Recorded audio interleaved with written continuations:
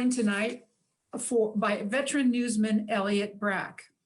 At the time of his retirement, he was the Atlanta Journal-Constitution's associate publisher of the Gwinnett Extra. And for 20 years, he has been the publisher of the GwinnettForum.com, a very popular online public commentary site. He also publishes Georgia Clips, a daily online news digest.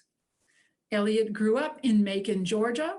He attended Mercer University and later on had his master's from University of Iowa. He is the author of the book we're talking about tonight, Gwinnett, A Little Above Atlanta, and this is the third edition of this book. Elliot does his bit for our community and then some, and he was named Citizen of the Year by the Gwinnett Chamber. He received the Salvation Army's other award. He is the president of the Eastern Continental Divide Association and the founding chairman of Leadership Gwinnett and Senior Leadership. We are very honored tonight to host our friend, Elliot Brack. Elliot, tell him about the book and yourself. Well, thank you, Denise. First, let me thank Charles Pace and the entire library, both you and Miriam, for inviting me to this Zoom talk. I find that with so many people moving in Gwinnett from afar, that most people are not easily familiar with the recent history of the county, and certainly not the old history. For years, when I was with the first Gwinnett Daily News and later with the Journal-Constitution, I wrote columns about Gwinnett, meeting many of its key people. They would often say to me that I should compile a book about Gwinnett, and I would tell them that as a newspaper man, I wanted to see something in print the next day, not 2 or 3 months from now or 2 or 3 years in the future. But eventually I realized that I had lived through a significant part of the growth of Gwinnett and knew most of the people, and many of them key people who had been a part of this growth. And I felt a certain responsibility to record what I had seen, and hence began writing what I would thought to be a short history, maybe 100 pages about Gwinnett. Well, it was on a Saturday afternoon in 2004. I was riding up at our cabin above Dahlonega, a small cabin overlooking the Chestatee River. And I started writing, and about 3 or 4 or 5 hours later, I stopped and I read back over what I had written. It was by then about 50 pages. And the first thing I thought was, what am I getting into? Because I had only touched the surface of this fast-growing county, not the key elements at all. I decided to, well, first of all, let me say that I try to cover the time since 1818 when the county was founded, but mostly since 1950 and the big growth, the time that Gwinnett population exploded. Other histories had taken Gwinnett up until about 1950. So 3.5 years later, after starting, I finally thought I'd finish the book. But 4 times I started over, each time thinking up other people I had overlooked and went researching more on them. Finally, I said to myself, enough, let's get this book in print. And here I was lucky. In that previously, I had interviewed a Gwinnetian who made her living assisting authors getting their work in print, amateur authors. So I turned to her, Valley Sharp, now living in Asheville, North Carolina, for her help. And with her expertise, when I say expertise, I mean, she took the manuscript, handled every detail from what typeface to use, to preparing the photos, to laying out the pages, to finding a printer who happened to be a former Gwinnetian in Boston, Massachusetts, and of course to the final delivery of the book. Wow, what a service Valley provided me, and she's still helping others get their work in print. And she's inexpensive too, but good. Let me tell you something about the book's title. I like this story. I hope you'll like it too. When I was with the Gwinnett Daily News, which I'll brag on and say was a very good newspaper before the New York Times bought it, and in 5 years ran it into the ground and summarily closed it. At the Gwinnett Daily News, we were looking for a slogan to define our newspaper. And we hired a guy, a public relations man from Atlanta named Tom Deardorff. And Tom drove up I-85 to meet us. And as he drove up, he realized that Gwinnett was a little above Atlanta. And he came in and told us that, and we paid him $1,000, and we had a slogan. And now, later on, when I was getting the idea of a book, I was looking for a title. And since the Gwinnett Daily News was no longer in business, why not use that same title, Gwinnett, a little above Atlanta? And yes, enjoy the double meaning, and it didn't cost me a thing. So I was happy with that. By the way, I also was pleased to put the Twin Towers on I-85 on the cover. And that is defined to me, Gwinnett, for so many years, with its slogan, Gwinnett is great and success lives here. For that first printing, we had pre-publication orders, that is, and it sold pretty well. Eventually, we ran out of the books, had a second printing, and even without a prior publication list, that second printing also went well. About 4 years ago, we sold out of the second printing, and at that time, we made the book available as an ebook through Amazon and Barnes & Noble. That gave purchasers two advantages. The ebook was $9.99 as opposed to $75 for the hardback. And then with the ebook, the key element is that the entire book is searchable, was much easier than using an index. And one final aspect, and a happy aspect, a friend of mine about a year ago said he wanted a copy of several copies of the books. And I told him, look, they're out of print. We don't have any left. That didn't faze him. He said, I'll pay for a third printing. And so today, John Suter of Lilburn has bought and paid for the third printing. The books are available at Liberty Books in Lawrenceville and at Hugh Rookson's Old Town Antiques in Lilburn. I don't have any copies for sale myself, but the books are available from those two locations. So thanks for the great support of John Suter of Comet Shipping in Lilburn. He's contributed a good service to us, and now people can buy the books if they want it. Now I want to get into the actual history of Gwinnett. 202 years ago, Gwinnett was founded in 1818. And this land was part of the frontier. Remember, the Indians were just across the Chattahoochee River, and the whites were not supposed to be over there, although some did do some camping over there. And later on, Andrew Jackson had to run them out.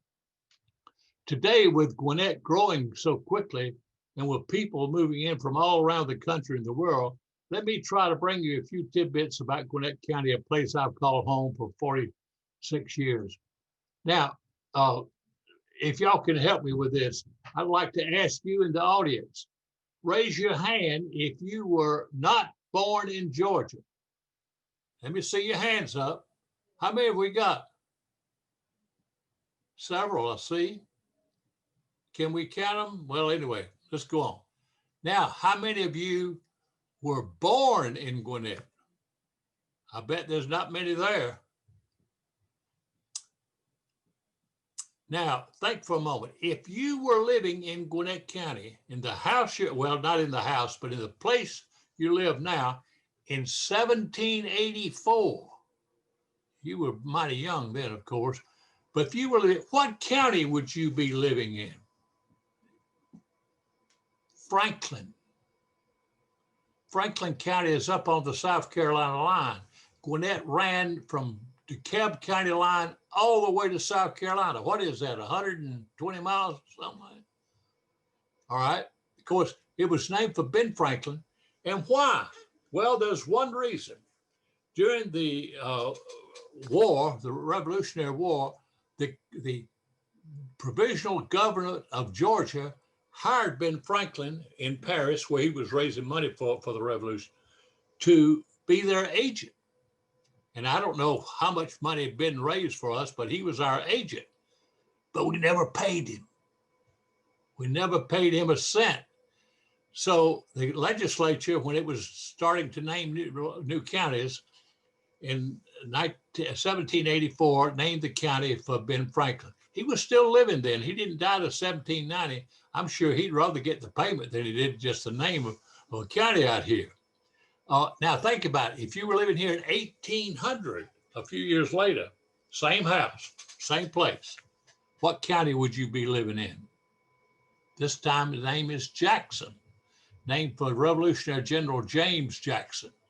And finally, in 1818, you'd be living in Gwinnett County. Gwinnett County was one of 3 counties added at one time, named for the 3 signers of the Declaration of Independence, George Walton, Lyman Hall, and Button Gwinnett.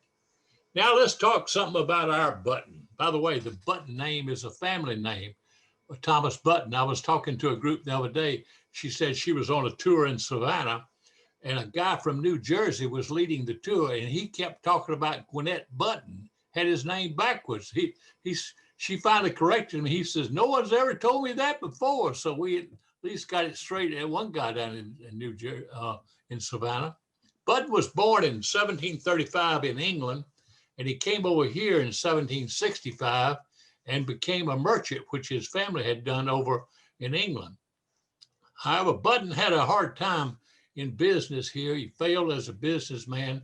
Somehow somebody sold him St. Catherine's Island off the coast, and he tried to become a farmer and a cattle raiser. Wasn't very good at that, but he was good at getting elected to the provisional government. But he was, one thing about him, he was contentious. He was always getting in arguments with people in the legislature, particularly Lashton McIntosh, who became his arch enemy. And finally, I think the legislature sent him to Philadelphia to the Continental Congress mainly to get rid of him. I mean, he was bad. That's all there is to it. And of course, then in Philadelphia, he signed the Declaration, and his signature is the most valuable of all those signatures on the Declaration of any. Button only left 33 signatures, and there's something like $800,000 the last one went for. So he came back to the legislature from Philadelphia, and eventually he and Lashton got into another argument, this time in the legislature. And it was so bad, they challenged each other for a duel. And they went out to the countryside and were going to have a duel. They wanted to fight at 3 paces, but the seconds got them back off a little. At least they were gentlemen, because instead of shooting for the torso, they shot for the legs. Both of them were hit. Lashton survived. Button was hit in the leg and got gangrene. 3 days later, he was dead, 1777. Well, we thought he was buried in St. Bonaventure Cemetery, but in 1848, Augusta wanted to raise an obelisk, which you can see today, to the 3 signers downtown there. And they dug up the bones of Hall and Walton and brought them there. Dug up the bones for Gwinnett. Guess what? The leg bone wasn't shattered, neither one of them. It wasn't Button in that grave. We don't know who was in that grave. We don't know where Button is buried. So what do we know? He was a bad businessman. He was a bad politician in a way. He was a bad duelist.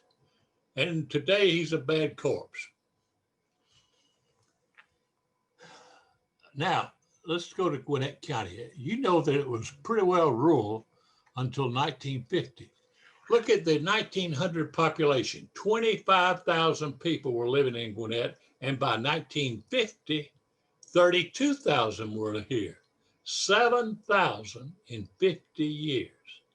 But watch out, here comes the growth, and it was fast too. Today, we've got a population of 800, and in the 2010 population of 808,000. And today we think that figure is above 950,000. So we're growing fast. not as fast as we were in 78, 79. I got a call from a fellow newspaper publisher in Myrtle Beach, South Carolina. His name was Mike Pate. And he said to me, "Congratulations." I says, "For what?" He says, "Gwinnett County is the fastest growing county in the nation under 100,000 people." I said, "How do you know this, Mike?" He says, "We're second." That was Horry County at Myrtle Beach. So we started promoting the fact that Gwinnett was by percentages the fastest growing county in the United States. But there was a problem with that, because soon we went over 100,000. We had been 72,000 in 1970, and we went to 166,000 in 1980. So we started promoting that we were the largest county, the fastest growing county in the United States, under 200,000. Later on, we had to raise it to 300,000 and then 400,000, all that, but we kept being number one some way. Today, Gwinnett has 16 cities, and each has its own distinction and way of life. Most cities are any county in Georgia, but 70% of the people don't live in cities. They live in the counties. So that's why the county government is so important here. I want to talk about some key years in Gwinnett. I have 5 of them down here I want to mention. First, of course, when the county was founded in 1818. Another key year was 1871, when the railroad came through, what is now the Norfolk Southern. It was called then the Danville and Piedmont Airline Railroad. Later on, CSX came through the middle of the county. In 1967, Interstate 85 opened up through the entire county, bringing us easy way into Atlanta and eventually to the north. In 1984, we had 4 things happening. I'm going to come back to that. And the last year was 2020, when we had a turnover of, in the last election, going from mostly Republican to mostly Democrats out here. But the major turning point, I think, was 1984. Now, there are 4 things happened. I want you to be thinking a little bit. What were these 4 things? Since I can't get you to talk about it, I'm going to just tell you. First thing, the Gwinnett Place Mall, today in bad shape, but then we were the largest county east of the Mississippi without a major mall. So it opened on February 1, 84. And what did that mean? That meant that we would spend our Gwinnett dollars in Gwinnett rather than going to one of the malls in Atlanta. That really became important a few years later when we passed the local option sales tax, and we could keep our sales tax dollars here rather than sending them to Atlanta. Later on for an educational tax too. Well, the second thing that happened was the opening of Gwinnett Tech, that's in 1984, run by the Gwinnett Board of Education. Gwinnett Tech is able to train young people to work in industries that are moving into Gwinnett. And that has, of course, we've had a lot of industries moving in, and Gwinnett Tech has been a major compiler there of graduates. What I like about Gwinnett Tech, they run about 15 to 20,000 people through there every year, is that people who graduate from Gwinnett Tech, 99% get jobs. The other 1%, they just don't want to go to work, I reckon. Third thing that happened, the 3 hospitals in Gwinnett, in Beaufort, Duluth, and Lawrenceville, combined into one hospital system, eventually raising the 9-story building there in Lawrenceville. That was good for the hospital, but it was good for us medically in that all of a sudden we started getting specialists in Gwinnett. Before then, you went to the smaller hospitals, you might want them to put a Band-Aid on you and send you to Atlanta. But no longer. We had good medicine in Gwinnett, and I have benefited. I know most of you have benefited from that. And we keep the medical doctors alive out here and making a good living, and we have better medicine. The most important thing that happened, you might say the biggest thing in 1984, I think, was that in the election that year, there were 18 offices open in Gwinnett County, legislative and courthouse jobs. One Democrat, the probate judge, had no opposition and he went back in, but 17 out of 17 Republicans won. when we had only about 2 Republicans be ever elected out here before. So we went from mostly a Democratic county to immediately mostly a Republican county, and Gwinnett has been generally Republican since '84. We had a small opening in 2016 when Ms. Clinton took the presidential vote here. Ms. Abrams took the governor's vote here by 67%. So it was sort of no surprise that this year Gwinnett has shifted to Democratic, and it'll be hard to see a Republican get elected out here much in the future. Now, I want to talk something about the recent election. We had 416,000 people voting. And by the way, I haven't heard today, but I presume they've finished the recount there, but 416,000 voting. Now, I would like to suggest what the makeup of the county is currently. And I'm not going to use the population figures from ARC since they're outdated and we've got the census figures coming at us pretty quickly. I'm using the statistics from the Gwinnett County school system, which I talked to people Friday and got. Today, we stack up this way with our kids in school, but about 180,000 of them, of course. 33.4% are Hispanic. That surprised me. I didn't realize that the Hispanics had gone faster than the Black population, which is 33.2%. Not much different. 66% Hispanic or Black, 19.4% white, 11% Asian, 4% others. Diverse, right? One of the most diverse in the country, no doubt about it. I've compiled a list of about 9 people here I want to mention who I think have really contributed to this fast growth of Gwinnett and been key people in it. And I'll just go through these relatively quickly. Won't tell you much about them. All of them are talked about considerably in the book. And the book is dedicated to Scott Hudgens, the guy you see here. Scott Hudgens made his money primarily in building malls all over Georgia, but 2 of them in Gwinnett Place, and later on the Mall of Georgia. And Scott gave a lot of money to a lot of people. He told me one time, if you know of anybody who wants some money, let me know, worthy cause.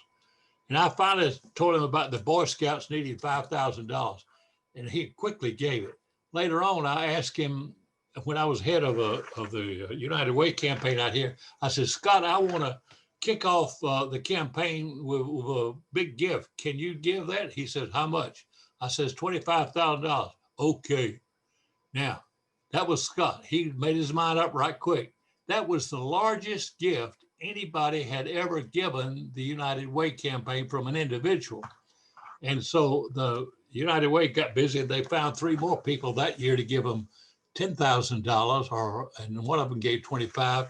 Later on, this turned out to be the way they started their Alexis de Tocqueville Society. Anybody who gives $10,000 now is a member, and I think they've got individuals about 400 today, all stemming from this simple gift that Scott Hudgens gave. Another key person out here is Wayne Mason. Along with his brother Jimmy, who's now deceased. He had a vision for the county and installed major infrastructure in the county when people didn't realize we were going to need it. He prepared us, you might say, for the growth. He was also a big landowner and a developer, and all in and out of problems sometimes, financial problems. But he never went bankrupt. He always paid off his debts. And he's still living today and still active in the development community. Another key person out here is Wayne Shakelford. Wayne came here as a county agent and was a county agent for about 10 or 15 years. And then the county commission hired him as an assistant to the county commissioners. They wanted, in effect, he was a county manager, but the county had turned down a method of governing as county manager before, so they couldn't call him that, but that's effectively what he was. And he really became a major force in Gwinnett and helped lead the county commission on. He later became head of the Department of Transportation for Georgia, the chairman of it, and his photographic mind didn't hurt anything. He could tell you what happened on what date and whether it was raining or not that day. Philip Beard is for 44 years head of the city commission in Beaufort. That's the same as the mayor up there. And he's also, in effect, at the same time, the chairman of the Beaufort School Board. Beaufort has a private, not private, it's like a private, but it has its own public school system independent from the Gwinnett Board of Education. He runs the city on an even keel, and some say it's the best run city. It's probably the best financed city in all of Gwinnett. They just recently built an $85 million high school, not college. It looks like a college, but high school. Next, Miss Alice Strickland. She's in 1923, she was the first female mayor in Georgia, in Duluth. She chased demon rum out of the city, but unfortunately, she got beat by demon rum in the next election. She only served one term. Now we have, Beauty Baldwin. Beauty is a former teacher and the first superintendent of the Beaufort City Schools. And later on, Beauty had many accomplishments, too numerous to mention, but for 23 years, she was on the Gwinnett County Elections Board. And today, the Elections Board office in Gwinnett is named for her. Now, next, we have Ray Gunnin. He was a commissioner from the Norcross area in the 1960s and early 70s. He was a Southern Bell engineer, and he had the education, the background, and the foresight and vision setting up the machinery which led to the good government we have today in Gwinnett County. He led the effort to move it from a 3-member commission to a 5-member commission. Next, we'll have Charlotte Nash, our current county chairman, who didn't seek office this time, but she was a county employee for many years, former finance department chairman, then later on the assistant to Wayne Hill when he was chairman for 12 years, and then decided to run for office when we had some, well, we'll just say corrupt commission activity going on, and she brought us out of that and has led us for 11 years beautifully. She's a good woman. And finally, we have Wayne Hill. He was 12 years as our county commission chairman. And the thing that he's most proud about, and you ought to be proud about it too, when he came into office, we had 1,800 acres of parkland. Today, we have 7,800 acres of parkland, perhaps as much as any county in the nation. And they're beautiful parks and well-maintained. And most of this came to us through SPLOST funds. So that's what some of your 1 cents have gone to. Now, I want to mention one more thing, and then we'll turn it to questions if you have any. Gwinnett County has a distinctive memorial in front of the courthouse. It's named the Fallen Heroes Memorial, and it's got 13 granite slabs. They measure 4 by 8 feet each, and these have the names of the people from Gwinnett who have died in the various wars of our country over its 200 plus years. Now, here's what I want to emphasize. On the plaque for World War I, there are 33 names of people from Gwinnett who died. On the plaque for World War II, there's 72 names. Now, let's turn to the Civil War. The Civil War came when Gwinnett had 12,000 people. There are 502 names of people from Gwinnett who died in the Civil War, enough to fill 4 tablets out there. Now that tells those of you who are away from Gwinnett something about why our forebears talk so much about the Civil War. Most every family in the South had some friend or some family member who died in the war. I understand my family had some twins who, after the Battle of Atlanta was won that day by the Yankees, of course, but after that, they were sitting on a hill having a meal. All of a sudden, the war was over. I mean, the battle was over. All of a sudden, here comes a stray bullet, got one of them right in the head, killed him instantly there. But every family in the South can tell you something like that about some of their forebears. Now, that's enough for me. I'd like to ask you to see if some of you have any questions before. So Denise, what are we going to do about questions? Well, we have ones. We do have some for you. Elliot, I really enjoyed chapter 11 in the book, how, why, and where it's going. So we left off in 2008 in this book. So what we want to know is, what about the last 12 years? Do you have another book in you, sir? No, sir. No, ma'am. Oh, we'll let someone else do that. Okay. But you do make a lot of predictions in that chapter. So what I predict, I haven't read that chapter lately. Well, I did. And you made a lot of very accurate predictions. It was fascinating in there when you talked about politics. And I think one of the things you said that tickled me a little bit was you said it's virtually Republican territory. And you wrote, not much will change back then. And so, other than that, you were dead on, sir. But tell me, what has surprised you that you thought would happen that has not happened, or what did happen that you didn't think would happen? Well, the first thing is the speed of the change to diversity. It's coming on much faster than I realized. I wonder what Gwinnett will look like in another 10 years myself. It's got to slow down sometime because if nothing else, we're going to run out of room. But not only that, we don't have the cheap land that we once had. That was one of the reasons people came to the county. They also have been coming to the county for good schools. And I think we'll probably continue to have better schools than most, maybe not as good as we have now. Who knows that? Wow. I've always been amazed that Gwinnett County takes these students who sometimes don't even have English and graduates them accomplished. How they do it, I don't know, but I know we have good teachers, we have good bright students, and the better students have parents at home who are pushing them to do their lessons and to be intelligent. Absolutely.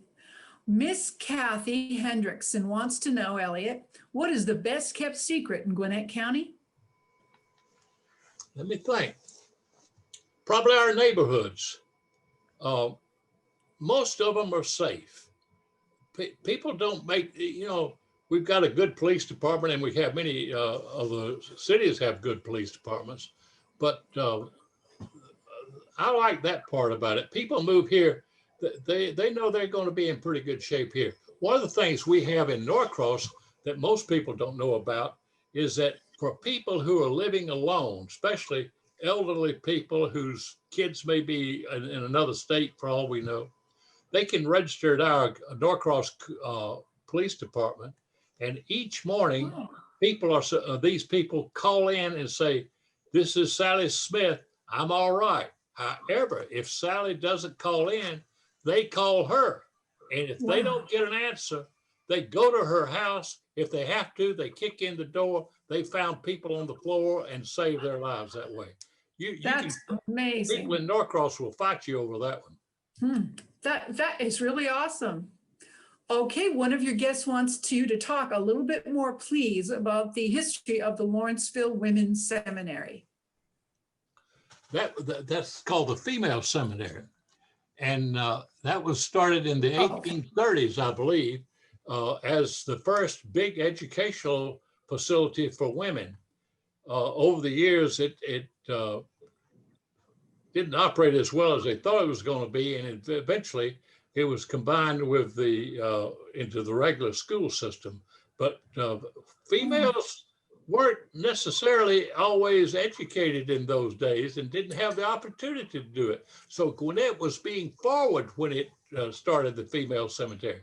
Today, it's a museum and a meeting place up there and still maintained nicely. Mm. The Hoffman family says, I'm not sure if you detailed the fascinating history of Neely Farm, sir, but can you share a little bit about the family and the growth? The Neely Farms was along the Chattahoochee River in the most western and southwestern part of Gwinnett, right up near the Roswell road to Roswell, the Holcomb Bridge Road, that is. Not quite to Holcomb Bridge, but nearby. And Neely, the guy who was named Neely, was the manager of Rich's department store. And he bought this land out here and had a cattle farm on it, a dairy farm, and operated as a dairy for a long time. Later on, they took this land and started developing it for houses. And Howard Hoffman became was the husband of Neely's daughter. What's Neely, her name? Somebody tell me real quick. Anyway, I can't remember Ms. Hoffman's name, and she's a good friend of mine, and I'm embarrassed. But anyway, they finally built. Look it up in the back it's in of the book. book. Yes, it's in the book. If I had it on the ebook now, I could look it up, I reckon. But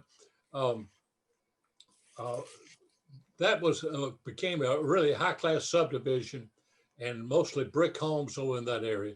We would go to Eve Hoffman is her name. We would go to Eve and Howard's 4th of July party on the Chattahoochee each year, and right down by the river, and it started in the middle of the afternoon, and it was mostly hot. And at the end of the day, we would have fireworks, but we would have watermelon, and we'd have sack races, and we'd have barbecue and all kind of things over there. That was a good time. Neely Farms has a good reputation. That sounds like a blast. And Mr. Hoffman lives at Neely Farms. Well, Margaret M. says the Barbara Jane Mackey kidnapping was a big deal in Gwinnett in the late 60s. It really was. Where exactly was this site? And what's there now, she wants to know. Barbara Mackle was a Emory co-ed, and her family owned Marco Island off the coast of Florida and developed it. She came up here to school and got the flu. This is in February, I believe. Got the flu, and her mother came up and took her out of Emory and went to a motel and was doctoring her. And someone knocked on the door all of a sudden. Barbara's mother opened the door. Two people, a man and a woman, rushed in, chloroformed Mrs. Mackle, knocked her out, chloroformed Barbara, put her in the car, brought her out here off Berkeley Lake, South Berkeley Lake Road, which was nothing but trees in those days. Peachtree Industrial wasn't there. Wow. They had previously dug a grave for her. They put her in a box. They put in there some water, some food. The water was drugged so she wouldn't be really alert. And they buried her underground and demanded a ransom. Once they demanded a ransom, it was paid by the family quickly, but the FBI got a hold of the guy and chased him across the Everglades and finally got him. And he told them where it was buried. Then they brought him back to Gwinnett, and Bill Rowe was head of the Rock 10 plant off Old Peachtree Road at the time. He said about 10 o'clock in the morning, looks like every policeman in the world showed up out there. And they went to the site. It took them a while to find the site because so much of it was covered in pine straw. And once they found the site, everything stopped because no one had thought to bring a shovel. And one guy went back into Greer Ivy Hardware in Norcross and got a shovel and went back, took him about 20 minutes. But in the meantime, the others were digging there with their hands, and they finally brought her a box out, and she, after 83 hours, was still alive. Wow. I would have been dead from fright myself, but she never said much. She was wealthy. She didn't need to write a book or anything, but finally A guy down in Miami convinced her to tell a story, and that's the name of the book. And I've read it, and I've got a copy here somewhere. 83 Hours to Dawn. Fascinating book. Now the location is sort of behind the school in Berkeley Lake. There's houses there now, everywhere. I don't know specifically where it is, but as you're going in on South Berkeley Lake Road, it's to the left about a half mile back in there. Wow, wow. Betty Pickens would like you to talk a little bit about saving of the water system in the 19th. That's Betsy Pickering, and her reason she's asking that is her father helped save it. Oh. Mr. Mobley was from Duluth, and he called me one day and asked me to come up and have lunch with him. Now, his wife was a good cook. This was, when was this? This is about 1980, 95 maybe, or something like that. And we had a nice lunch, and then he says, come on here and sit down. And he pushed an old liquor box at me, ancient age liquor, I remember it. And it had in it nothing but papers. And I started going through it. I said, this is good stuff. What are you going to do with this? He says, I'm giving it to you. What am I going to do with it? He says, you'll find some use for it. Well, I wrote a couple of columns about it and then put it aside, didn't think of it anymore. And back when I was writing the history book, all of a sudden I came upon that box again. And what it told us was about the development of the water system. This was in the 1950s, 54, I think. And Gwinnett decided it had, with its growth, it was going to need a water system out here. So it floated some bonds and got a water system going. 200 miles of water lines throughout the county. There was a problem. Most of those lines ran in front of a home with a well. People didn't hook on to the water system. It was about to go broke. And the Connecticut General Life Insurance Company, which was the bondholder on this, sent a man down here more or less to run it.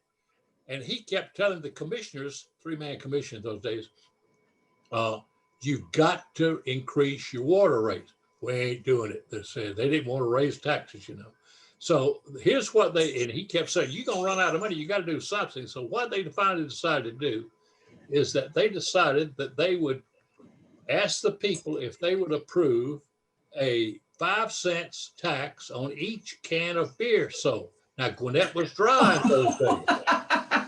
So this is the way the beer and wine came to the county. It was approved, and they were going to dedicate this money to pay for the bonds. The lawyer says, you can't do that. That's putting money over here into this pot over there. You can't do it that way. We're going to do it anyway. Well, they did. But by then, the water system was growing a little bit more, and particularly Western Electric eventually signed on to take some of the water, and it was making enough money. That was well before actually Western Electric, but still others were signing on, and it never needed the money from that other fund to pay for it. But that's why I think in that first year, if I remember correctly, we got $68,000 from that 5 cent can of beer. And today we get in about $3 million for that can of beer. Wow. Wow. That's a great story. That came because Mr. Mobley gave me that story in those papers he had. That is terrific. Okay, Miss Barbara wants to know if you would please talk about the Sugarloaf Country Club and where the name came from.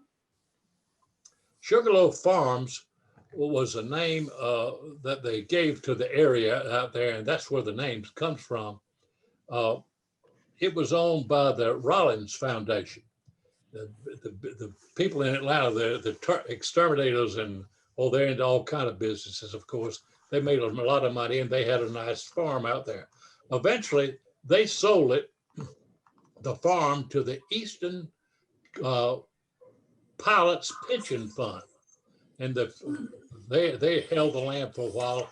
And then the people at one of the banks in North Carolina bought that and turned it into what it is today, the Sugarloaf Country Club. I'm a little bit sketchy on these details. I don't remember too much, but that we didn't have many nice homes. The nice homes in Gwinnett have come from two places. The first bunch came from Peachtree Corners, where a fellow named Jim Cowart, who was really a significant player out here too, started. He had built Dunwoody, and his home is a traditional looking home now here. It has 5 windows on top. It's brick.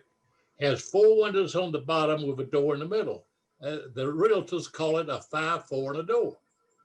If you see a house in Peachtree Corners, 90% of them look that way. Now, if you see, if it's not that way, it meant that the people bought the land who owned the house, bought the land from Cowart and built their own home, not a 5-4 and a door on there.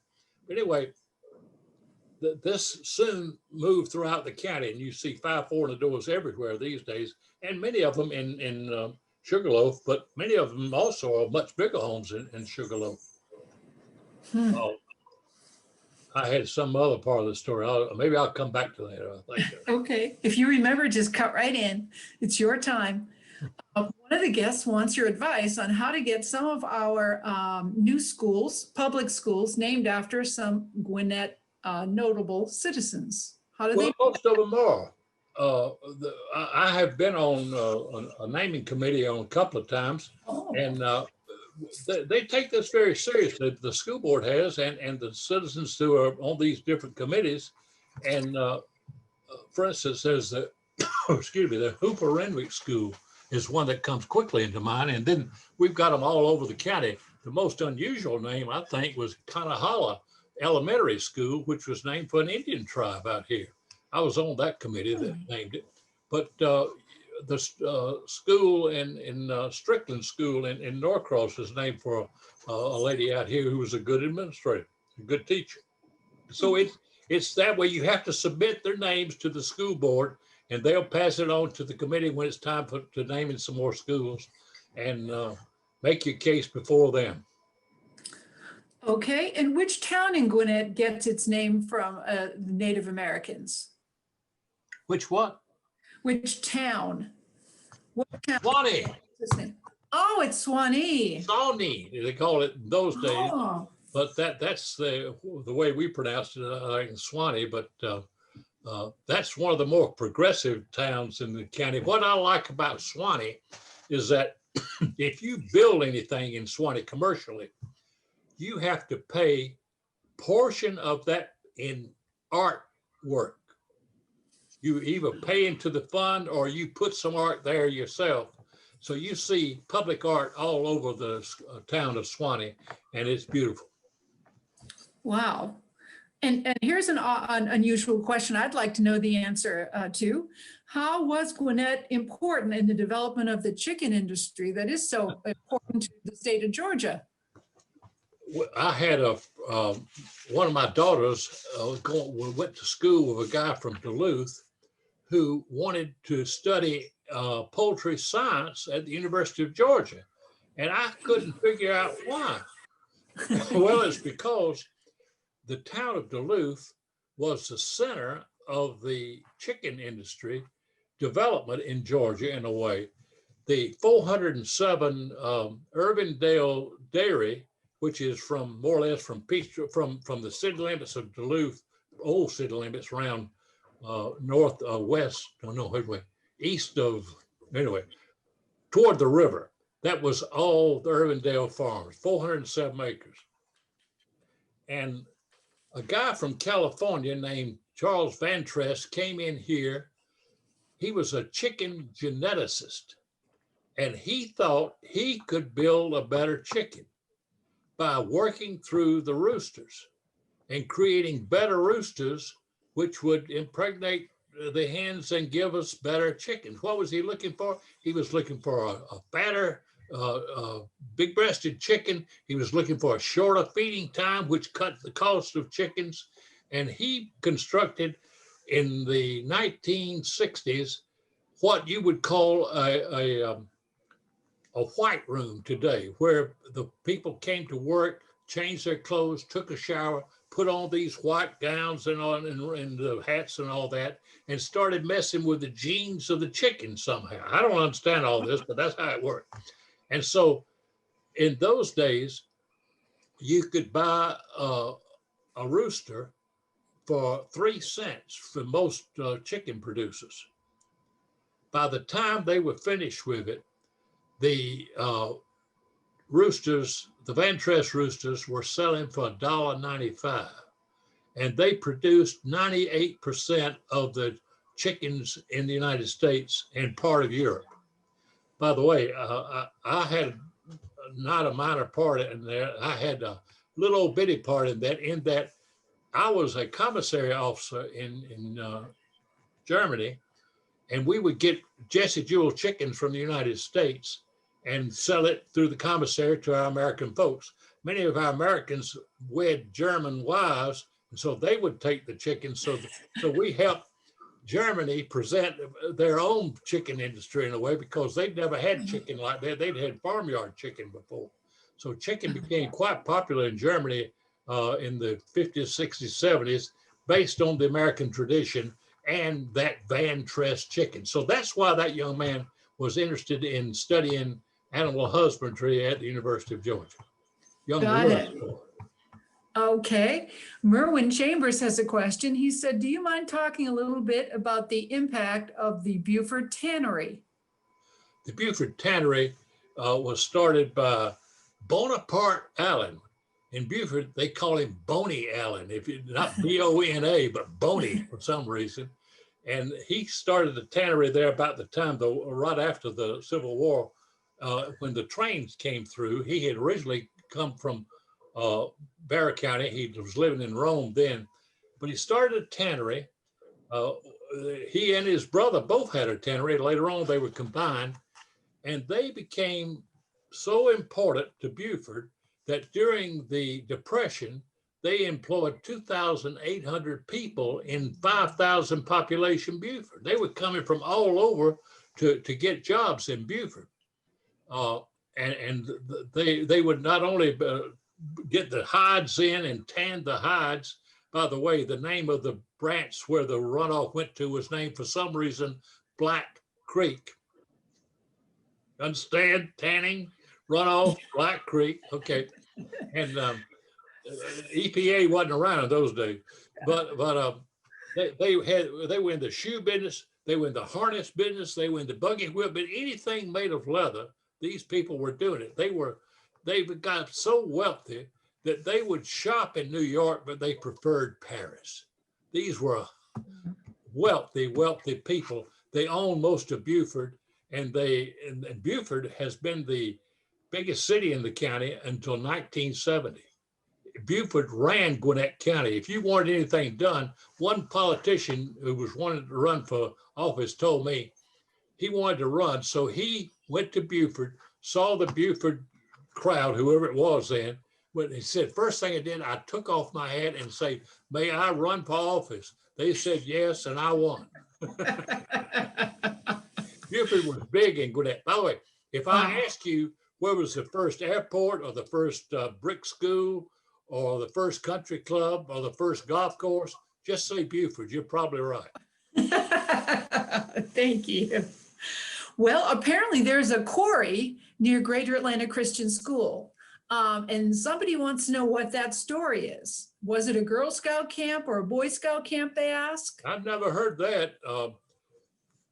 The quarry was built after Interstate 85 came through here, but it's nothing but rock, granite, and that stuff. And they're hauling truck after truck today out of that.